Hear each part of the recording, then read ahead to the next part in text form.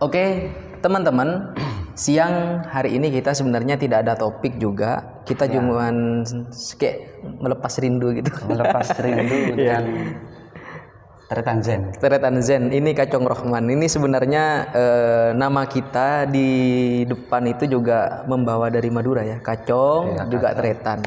Tretan itu saudara, kalau Kacong itu lebih ke apa ya, Bro? Anak muda. Cong gitu ya. Iya. Kayak le gitu kalau di Jawa. Oh, kalau di Jawa le, nang gitu ya. Tapi gak enaknya Pak, kalau di Jawa itu kacung beda lagi artinya. Apa kacung? Kacung ya? Pakainya Kacung. Iya. Kacung atau kacung. Itu artinya babu. Babu? Gitu ya. Makanya nyampe Jawa orang-orang pada nanya gitu.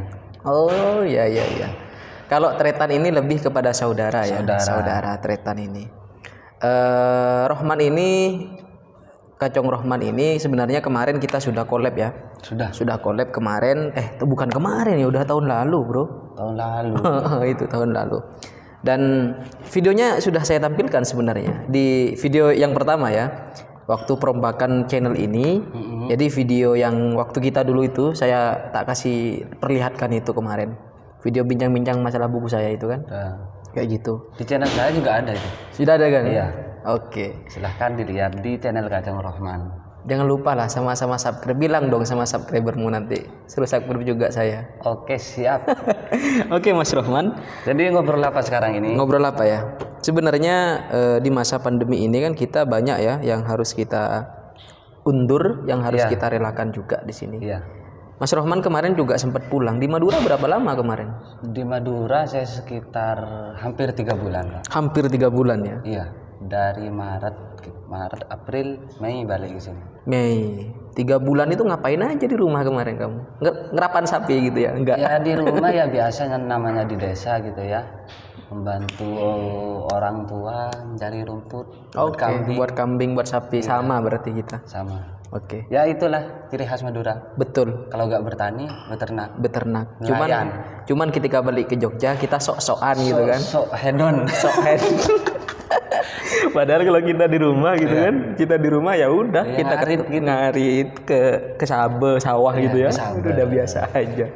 Cuman nyampe Jogja sok-sokan sok jadi orang kaya pakai batik kayak gini apaan ini? Sok buka kancing gini. Sebenarnya budaya kita jauh dari itu. Kita sederhana sekali di Madura itu. Mas Rohman apa namanya? Balik Jogja ini dari kapan sebenarnya? Balik Jogja itu pas kapan? Awal KKN. Kapan KKN itu? Oh, berarti KKN-nya di sini di Jogja. KKN saya di Magelang. Oh, di Magelang. Wah, pengen KKN di Magelang. Itu impian saya dari dulu, Pak. KKN di Magelang langsung itu. Ke lokasi, Pak. Karena saya tahu kan ada 3 KKN kan. Mandiri, reguler, konversi ya. Oke. Yang reguler ini online kan? Betul. Konversi online. Betul. Nah, saya nggak mau yang online ini, Pak. Karena saya kira itu saya anggap kurang sensasinya, Pak. Sensasinya kan langsung seatap, terus sensasi KKN yang sebelum-sebelumnya tuh ada. KKN kan identik dengan ya kayak gituan lah. Cinlok nggak, Pak? Cinlok ya. Aku juga. Sebenarnya kemarin aku itu kan ketika ada pandemi gitu kan. Hal yang pertama saya terlintas di kepala saya ini, KKN-nya harus di Madura ini. Karena saya jomblo, Pak. Aduh, aku nggak bisa cinlok ini. Jombloku kayaknya makin lama ini kalau gini gitu kan. Gak KKN mandiri sih. Parah banget itu, Pak. Terus sekarang sibukan apa? Saya sebenarnya sok sibuk aja sih itu kayaknya konten intensif kayaknya. Oh, enggak. Kemarin aja bermasalah gitu kan. Intensif apanya gitu. Aduh, gitu. Sibuknya ini sih, Pak. Sekarang itu kan saya tinggal di kantornya dosen gitu kan. Kantor atau rumah? Kantor. Saya di kantornya. Jadi dari beberapa ruangan di sana itu ada 1 ruangan dan ruangan itu saya tempati di sana. Itu ya sekarang saya ini bantu-bantu dosen. Kebetulan dosenku itu sekarang lagi tugas belajar gitu kan di UGM ngambil jurusan ilmu politik S3 doktoral. Jadi saya bantu bantu aja sih sambil saya pribadi cari pengalaman dan ilmu ini untuk bahan penelitiannya. Saya bantu aja gitu. Kalau disuruh ya saya bantu tetap di sana. Ya terus ya di kantor ya cuman yang penting di sana itu ya juga belajar lah. Di sana kan kantornya perfilman ya. Jadi istrinya dosen saya itu ini produser film gitu loh. Produser film. Siapa tahu nanti saya jadi artis kan. Lumayan itu Pak. Saya jadi artis nanti. Bisa belajar bagaimana teknik Video yang bagus gitu ya. bagus. Ini kan YouTuber juga kan. Insya Allah YouTuber. Terus gimana, kayaknya ada proyek buku kalau lihat dari story-storynya, kayaknya ada buku baru gitu. Proyek buku. Untuk buku ini punya saya sekarang bro. Sebenarnya kan harusnya sekarang ini sudah selesai naskahnya dan sudah masuk ke tahap ini, biasanya saya tahap apa namanya, kalau mau diterbitkan mungkin sudah masuk ke tahap editor di penerbit. Cuman karena sekarang ini masa pandemi gitu kan, jadi semuanya itu tertunda dan saya juga menjadi pemalas gitu. Jadi yang seharusnya naskah itu sudah selesai beserta penelitiannya, sekarang belum memulai apa-apa, tetapi juga cuman kayak apa namanya, kayak menyelesaikan beberapa penelitian. Karena kan sekarang untuk novel sekarang segmentasinya saya naikkan. Kalau dulu mungkin untuk teman-teman SMA, anak-anak jurus apa namanya semester 1 2, tapi untuk sekarang saya berusaha untuk membuat buku yang apa namanya lebih segmentasinya, kayak mungkin anak semester tua kayak kita nih bisa layak baca lah gitu. Makanya butuh penelitian nanti biar nggak dikritik gitu kan. Ya kalaupun dikritik hal biasa, maksudnya biar lebih baik lah seperti itu. Insya Allah targetnya sih tahun ini harus selesai Pak. Karena sekarang kan kita sudah semester 7 Pak, kita harus buat skripsi. Proposal skripsi udah belum kamu? Belum. Ya maksudnya itu kan juga harus buat proposal skripsi. Belum lagi penelitiannya untuk bantu dosen, terus penelitiannya untuk buku-buku sendiri. Jadi banyak sekali itu yang menyita waktu. Jadi ya harus memang betul-betul harus pintar-pintar membagi waktu itu Pak. Untuk itunya Pak, genrenya tetap cinta. Jelas, yang namanya novel itu pasti dong ada percintaannya gitu. Cuman kan tetap kalau saya tetap fokus kepada keperempuanan kayak gitu. Tetap ada sesi edukasinya lah gitu. Sesi edukasi, ya. Biar nggak bucin-bucin banget gitu kan. Biar nggak alay dan lebay banget. Kemarin waktu pandemi itu saya kira bukan hanya saya saja ya yang kayak merasakan parno, curiga pada diri sendiri gitu. Batuk sekali, jangan-jangan aku kena corona gitu kan. Itu kan sangat mengganggu pikiran kita. Itu Pak. Itu pernah ngalami gitu gak? Pernah. Kemarin ini minggu yang lalu. Kenapa kok bisa? Karena ceritanya gini, ada teman kelas saya yang kena. Oh iya si itu ya. Oke, jangan sebut nama Pak. Ada yang kena. Iya baik. Teman saya ini sudah berinteraksi dengan orang-orang yang positif COVID. Teman ngopi saya. Oke. Nah, setiap pulang dari warung kopi kan badan kan capek atau meriang gitu kan. Di kos langsung parno sih Pak. Duh, kayaknya kena corona gitu. Tapi hilangkan semua pikiran itu negatif itu kan, itu tergantung mindset juga Pak. Iya betul sih. Kalau kita tambah takut, malah kayak imun kita tambah turun dan kayak semakin coronanya semakin dekat gitu ya. Jadi kalau kita cuek tapi dalam tetap protokol kesehatan tetap dijaga. Tapi pikiran tetap. Kalau saya Pak kemarin itu punya pengalaman buruk gara-gara corona ini sebenarnya. Gimana? Saya sempat sakit di rumah itu 3 bulan. Jadi kalau aku pulang serius Pak. Cuman saya sakit. Aku di swab, rapid pernah saya. Iya. Allah, sumpah. Tapi hasilnya alhamdulillah negatif. Nggak percaya kan? Kemarin itu saya pas waktu pulang ke rumah Dora itu ya itu parno gitu kan, sampai kepikiran segala macamnya. Kan kalau kata sebenarnya ilmu kedokteran dan psikologi itu sama aja. Kalau kita terlalu banyak mikir, kepikiran yang hal negatif, itu asam lambung kita naik. Kalau asam lambung naik akan menyebabkan saluran pernapasan ini berkurang gitu. Jadi nyeri-nyeri di dada kayak gitu kemarin itu. Saya ronsen 3 kali Pak ke dokter spesialis itu. Pantesan berhenti rokok sekarang. Berhenti ngerokok. Iya. Di antara penyebabnya itu Pak. Tapi emang benar-benar berhenti. Berhenti total saya sekarang. Pengen kan? Pengen. Masa harus di ronsen dulu baru berhenti aku?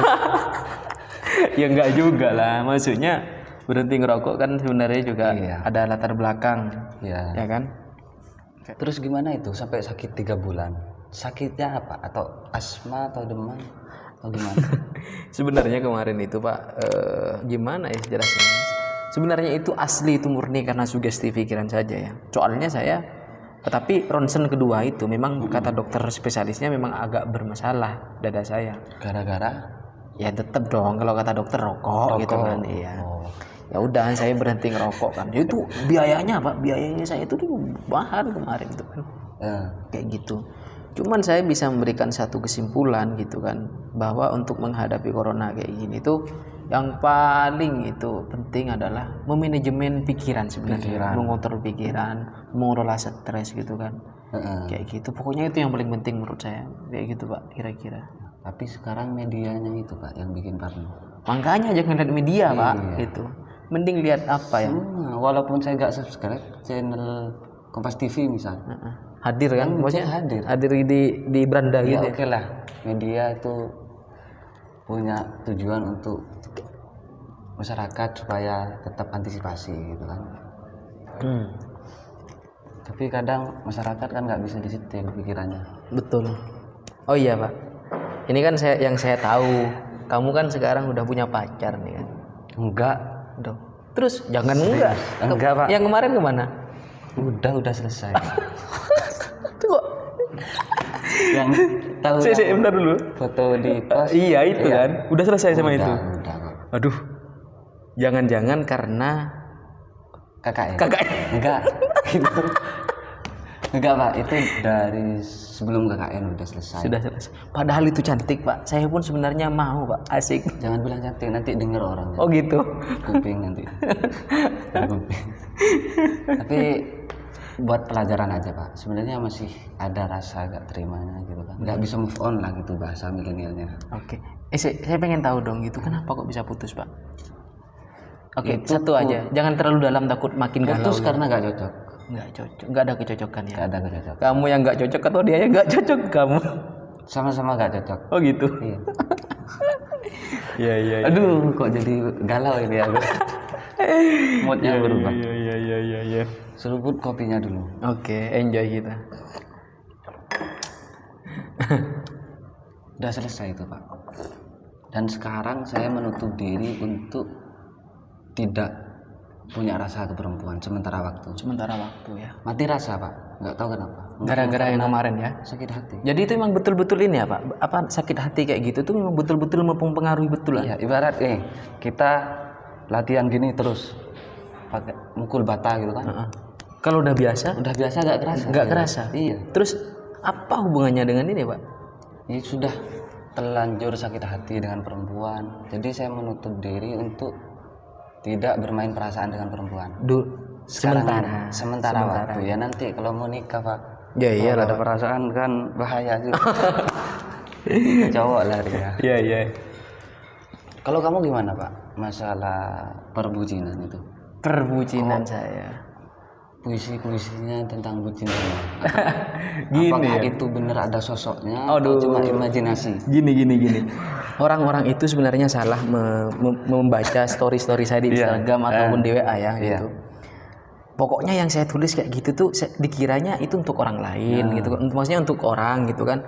Ada tujuan tertentu gitu, atau hal-hal yang kayak galau gitu, ini yang benar-benar dirasakan Zen gitu. Enggak.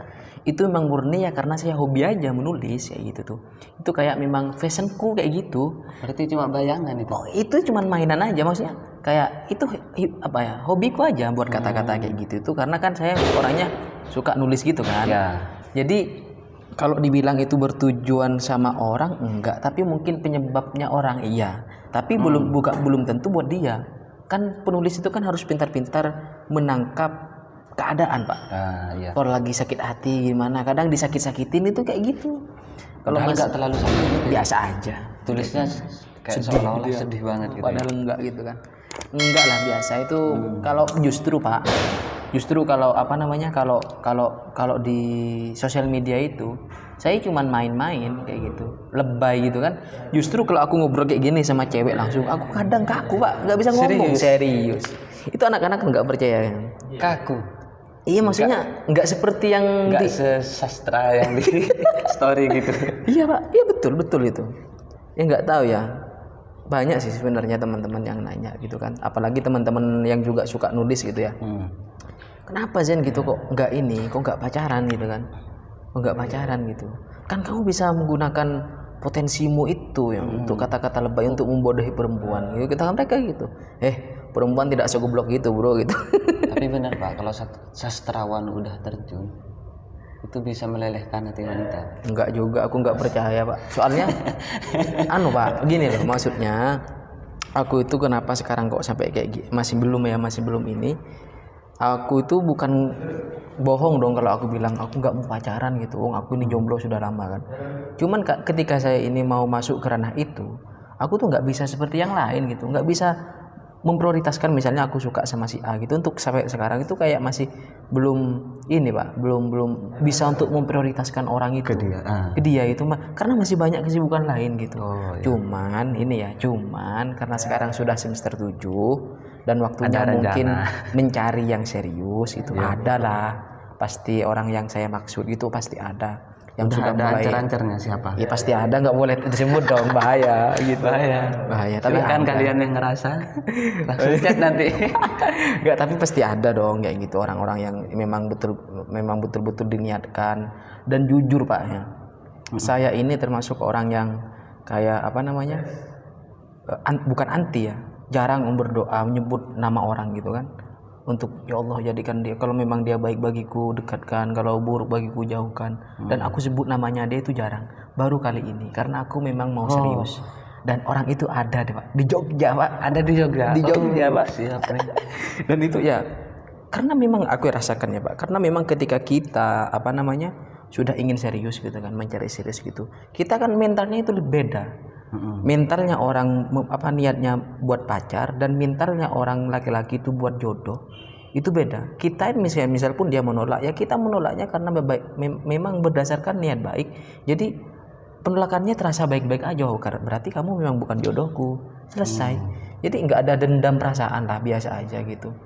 Tapi untuk sampai sekarang sih ya semoga baik-baik aja semuanya. Kira-kira ada lampu kuning, hijau, merah? Lampu merah lebih nggak tahu ya, yang insya Allah lampu hijau lah kayak gitu. Nggak tahu, takut aku aja yang kepedean kan kayak gitu, Pak. Tapi aku biasa aja, tetap belajar memanajemen perasaan, pikiran kayak gitu sampai sekarang. Saya nggak mau hal itu terjadi lagi lah. Dulu saya pernah juga tersakiti, Pak, tapi 3 tahun lalu. Saya waktu itu jarang membuka perasaan sama orang. Ya pokoknya nggak inilah. Saya lebih sibuk membaca. Saya sibukkan ke sana terus menulis gitu kan. Oke, sepertinya kita cukupkan aja, Pak. Cukup aja ya. Saya kira cukup dulu sampai sini. Nanti bisa dilanjut di konten yang lain, Pak ya. Iya. Gitu. Dan jangan lupa subscribe channel Kacong Rohman dan Tretan Zen. Oke, terima kasih. Selamat siang dan sehat selalu buat teman-teman semuanya. Tretan Zen.